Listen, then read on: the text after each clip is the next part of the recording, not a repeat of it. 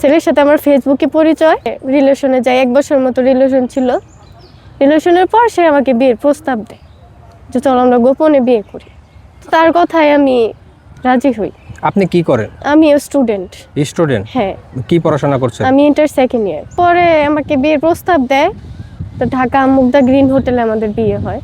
এখানে ছেলের 4 জন ফ্রেন্ড মানে আর কি সাক্ষী হিসাবে নিয়ে আসে।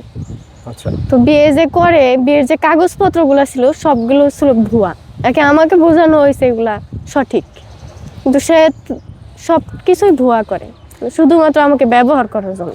আচ্ছা, আমার এখানে একটা প্রশ্ন আপনার কাছে। আপনারা এই যে স্টুডেন্ট, সোশ্যাল মিডিয়া নিয়ে সবসময় থাকেন, তা আপনারা এই যে দেখতেছেন যে মিডিয়াতে কত এইরকম অহরহ ঘটনা ঘটতেছে, তারপরেও কেন আপনারা এই ভুল পথে পা দেন? সে তার সাথে আমার 1 বছরের মতো রিলেশন ছিল, তার মধ্যে সে আমার আত্মীয়। তো সেই ক্ষেত্রে তাকে আমার বিশ্বাস করাটা। ও আপনার আত্মীয়? জি। আচ্ছা। আমার বড় বোনের ফুফাতো দেবর হয় সম্পর্কে। আচ্ছা। তো সেই ক্ষেত্রে বিশ্বাস করাটা খুবই ইজি। আর আমি তো তাকে ভালোই বাসছিলাম। ছেলে কি করে? ছেলে ইঞ্জিনিয়ারিং কমপ্লিট করার পর আর পড়াশোনা করে নাই, পরে গাড়ি ব্যবসা শুরু করছিল, এখন বর্তমান কিছু করে না। আপনার প্রেমের বয়স হচ্ছে 1 বছর। আচ্ছা। তারপরে আমাকে বিয়ে হয়। বিয়ের বয়স এখন কত? 1 বছরই চলতেছে। 1 বছরই চলতেছে। এর ভিতরে কি আপনারা সংসার করেছেন? হ্যাঁ, সংসার করেছি। কতদিন? তো বিয়ের পরে আমাদের বিয়ে হয় ঢাকা মুগদা গ্রিন হোটেলে 13ই মে। বিয়ের পরে আমাকে ওই হোটেলে নিয়ে আসা যাওয়া করতো। তো এরপরে ছেলে আবার আমার যে গ্রামের পাশেই ছেলের মামা বাড়ি, ওইখানে আবার গাড়ি ব্যবসা শুরু করছিল। ভাঙাচোরা গাড়িগুলো রিকভারি করে বিক্রি করে আর কি। তো এর জন্য প্রায় ময়মনসিংহ মুক্তাগাছা যাওয়া আসা হইতো। তো আমাকে বলে যে তাহলে তুমি একটা বাসা ভাড়া নাও। তো আমি মুক্তাগাছা লক্ষ্মীখোলা তালুকদার ক্লিনিকের অপর সাইডে একটা বাসা নিই। অক্টোবরের দিকে বাসা নেই। বাসা নেওয়া 15 দিনের মধ্যে সে 2 বার আমার বাসায় আসে। লাস্ট নভেম্বরের 3 তারিখ আসে। আসার পর মানে যে লাস্ট যে নভেম্বরের 3 তারিখে আসে সেদিন আমার সাথে ঝগড়াঝাটি করে সে বাসা থেকে বেরোয়ার পর আমাকে বলে যে তোমার সাথে তো সম্পর্ক রাখা যাইতেছে না। তো এরপর সে আমার সাথে মানে আমার পুরোপুরি ব্লক করে দেয় তার সব নাম্বার থেকে, হোয়াটসঅ্যাপ থেকে। তো ব্লক করার পর কয়েকদিন পর আমি প্রেগনেন্সি টেস্ট করি, রেজাল্ট পজিটিভ। তাকে বলি, তো সে কোনো রকম কোনো কিছু বলে না, আমার উল্টা বলে যে বাচ্চা নষ্ট করে ফেলো বা তোমার বাচ্চা তুমি দেখো না, আমার এখানে কোনো দায়িত্ব নাই। তো এই কথা বললে সে আবাকে আমার ব্লক করে দেয়। ব্লক করে দেওয়ার পর ছেলের যে ছোট বোন আছে তার সাথে আমি কথা বলি যে আপু আমাকে হেল্প করে। তখন ছেলের বোন প্রথমত আশ্বাস দেয় যে আমি তোমাকে হেল্প করব, আমিও একজন মা, আমিও একজন মেয়ে।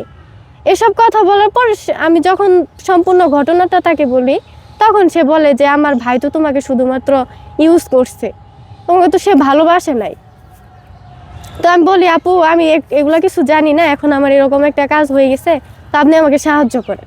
তখন সে বলে আমি এখানে কিছু করতে পারবো না, কারণ আমার ভাই কারোর কথা শুনে না।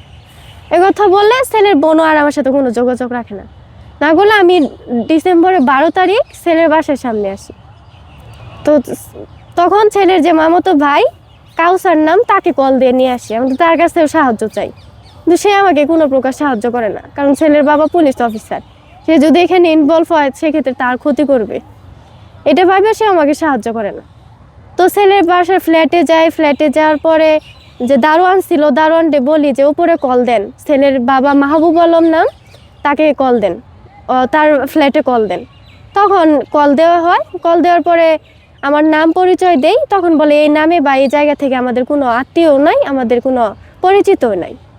কথা বললে আমি সেইখান থেকে বেরোই। ছেলের যে বন্ধু আছে তার মার্কেট আবার জুনাকি মার্কেটেই আন্ডারগার্মেন্টসের ব্যবসা করে সে। তো ওই ভাইয়ার কাছে যাই, ভাইয়ের কাছে সাহায্য চাই। সেও বলে যে তারা তো প্রশাসনের লোক, আমি এইভাবে কিভাবে আপনাকে সাহায্য করতে পারি, আপনি এক কাজ করেন থানায় যান। তো তখন আমার মনে হয়েছে যে তার বাবা যেহেতু পুলিশ থানার লোক, তো আমি যদি একা যাই এইখানে সেক্ষেত্রে তারা আমার ক্ষতিও করতে পারে। এর জন্য ভয়ে আমি সেদিন যাই না গেলে পরের দিন ছেলে আমাকে নক দেয়, 13 ডিসেম্বর আমাকে নক দেয়।